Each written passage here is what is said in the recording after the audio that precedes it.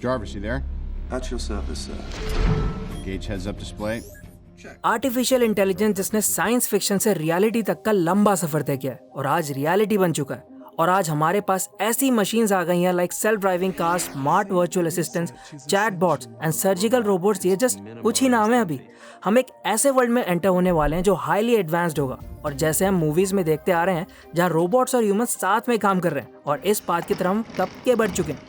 अब पूरी दुनिया में ये डिबेट छिड़ गई है कि क्या एआई फ्यूचर में ह्यूमंस को रिप्लेस कर और उनको आउट परफॉर्म कर देगा, और यही हमारा आज का टॉपिक है। What is artificial intelligence? Artificial intelligence को आप एक ऐसा ब्रेन समझ सकते हैं जिसमें ह्यूमन ब्रेन जैसे कैरेक्टरिस्टिक्स हों, जहां वो क्रिटिकली सोच सके, खुद से डिसीजन ले सके, प्रोडक्टिविटी को इंक्रीज कर सके और कॉम्प्लेक्स से कॉम्प्लेक्स टास्क को बहुत इजीली सॉल्व कर सके। How does AI work?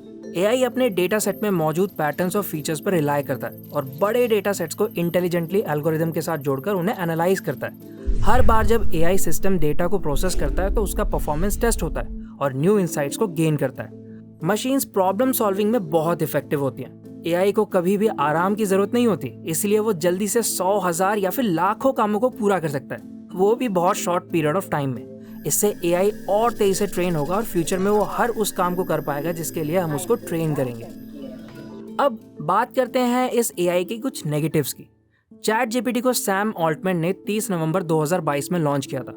Even chat GPT के इंजीनियर सरप्राइज हो गए क्योंकि उन्होंने सोचा नहीं था कि चैट जीपीटी इतना सक्सेसफुल हो जाएगा और उसको इतनी अटेंशन मिलेगी।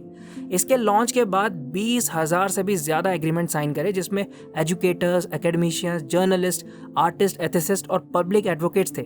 यहाँ तक कि leading computer scientist and tech founders Yoshua Bengio, Elon Musk and Apple co-founder Steve Wozniak ने अपनी स्टेटमेंट में कहा, ये सोसाइटी और ह्यूमंस के लिए खतरे की बात है। जॉफे हिंटन, जिनको फादर ऑफ एआई के नाम से भी जाना जाता है, जो कि एक ब्रिटिश कैनेडियन कॉग्निटिव साइकोलॉजिस्ट और कंप्यूटर साइंटिस्ट हैं, इन्होंने चिंता जताई है एआई सिस्टम्स को लेकर। उन्होंने अपनी स्टेटमेंट में कहा, फ्यूचर में एआई इंटेलिजेंस ह्यूमन इंटेलिजेंस को सरपास कर सकती है।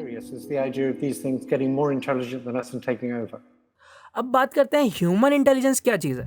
ह्यूमंस सीखते हैं अलग अलग इंसिडेंट से और पास्ट एक्सपीरियंसेस जिनसे उनकी अंडरस्टैंडिंग डेवलप होती है, लेकिन एआई सोच नहीं सकता, इसलिए वो इस एरिया में पीछे है। Ability to think combined with emotions such as self awareness, passion and aspirations, ये सब मिलकर ह्यूमंस को मास्टर बनाते हैं जिससे वो कॉम्प्लेक्स कॉग्निटिव प्रॉब्लम्स को सॉल्व कर सकते हैं। तो फिर एआई ऐसा क्या है जो नहीं कर सकता है, जो सिर्फ एक इंसान ही कर सकता है?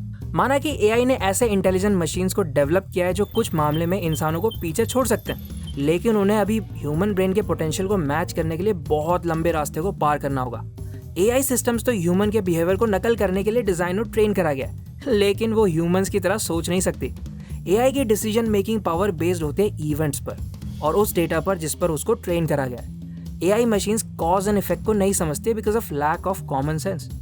इस पर डेटा साइंटिस्ट निक बंस ने एक बड़ी अच्छी बात कही है, no matter how good your models are, they are only as good as your data. इसीलिए कुछ मामलों में ह्यूमन इंटेलिजेंस एआई से आगे ही है। अब आप सोच रहे होंगे दोनों में से सुपीरियर कौन है, तो चलिए देखते हैं। Number 1, sensory data. Humans constantly अपने 5 सेंसेस को यूज कर सकते हैं, जिससे कोई भी मशीन इवन फ्यूचर में भी कॉपी नहीं कर सकती है, और वही एआई इंफॉर्मेशन को प्रोसेस करने में यूजफुल है। Number 2, creativity. क्या एआई पोएम लिख पाएगा जो इमोशंस को कनेक्ट कर सके जैसा हम करते हैं, या एआई ऐसी आर्ट को बना सकता है जो कमियों से भरी हो लेकिन फिर भी आपकी सोल को टच कर सके डीपर लेवल पर? एक मशीन आपकी तरह बिहेव करने के लिए ट्रेन की जा सकती है, लेकिन वो कभी एक इंसान की जगह पूरी तरीके से कभी नहीं ले पाएगी। Number 3, judgement. ह्यूमंस के पास डिसीजन लेने की क्षमता बहुत ज्यादा होती है when it comes to judgement, और जब भी किसी जजमेंट को पास किया जाता है तो बहुत ही कॉम्प्लेक्स इन्फॉर्मेशन को प्रोसेस किया जाता है जो मशीन्स नहीं कर सकती हैं। और भी अलग अलग एस्पेक्ट्स हैं जहां ह्यूमन सुपीरियर हैं, जैसे कि वी जनरेट एनर्जी, वहीं मशीन्स बैटरी पर ऑपरेट करती हैं, और हमारे पास इमोशनल एनर्जी भी है जो हमको हमारी बाउंड्रीज के बियॉन्ड पुश करती है। अब आखिरी सवाल जो आपके मन में आ रहा होगा, क्या मशीन्स ह्यूमंस को टेक ओवर कर लेंगी? इस पर अभी कुछ भी कहना मुश्किल है, क्योंकि एआई अभी इवॉल्व हो रहा है। हम जितना इसको यूज कर रहे हैं ये उतना ही ट्रेन हो रहा है। कुछ लोग डिनाइल मोड में बैठे हैं, उनको लग रहा है कि जैसे कैलकुलेटर्स, मशीन्स और कंप्यूटर्स आए थे तो लोगों की जॉब नहीं गई, उल्टा और जॉब्स क्रिएट हुए लोगों के लिए।